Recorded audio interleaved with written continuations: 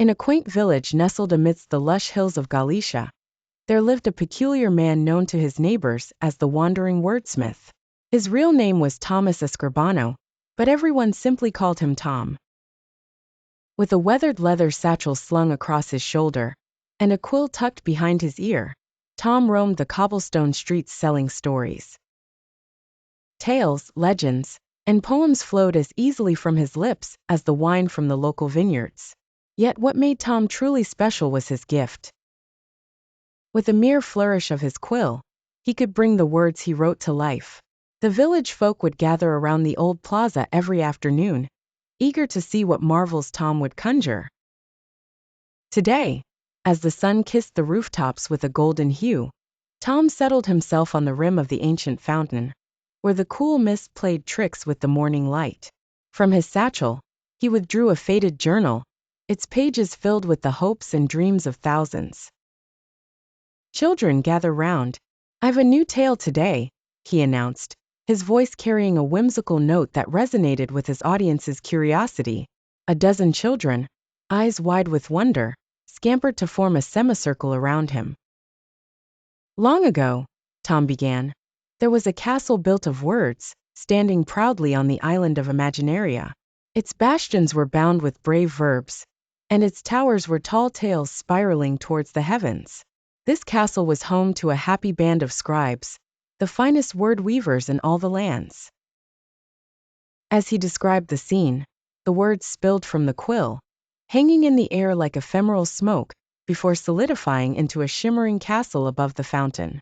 Gasps erupted from the crowd as its towers gleamed under the afternoon sun. The children's glee was infectious, and even the adults couldn't help but feel a touch of magic dispelling the monotony of everyday life.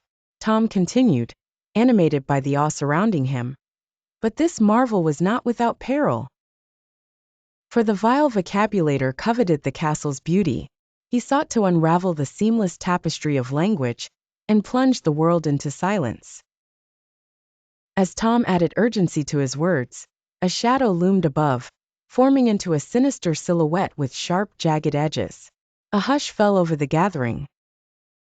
"Fear not, for into this dire time, there came a young scribe with her ink-brushed courage, and narratives so compelling that they could weave bridges between silence and speech," Tom assured them, deftly animating a courageous scribe who shone like a beacon amid the encroaching darkness. The story unfolded in vibrant detail, with vivid characters and locales born from Tom's imagination.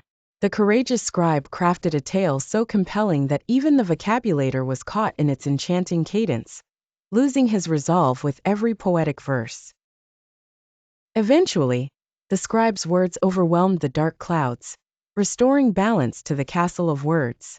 As Tom concluded, he swept his quill in a grand gesture, and the air around them shimmered before the fantastical tableau, dissolved into the bright blue sky. The applause was thunderous, the villagers clapped and cheered. Tom's face flashed with a modest smile. The happiness around him was reward enough. As the crowd dispersed, children particular in their requests came up, asking for stories about dragons, fairies, or daring explorers for the next day. Tom, ever the enthusiast, promised them endless wonders in the tales yet to be woven. For Tom, the wandering wordsmith, there was no greater joy than sharing the magic of his stories, one word at a time, with those who needed it most.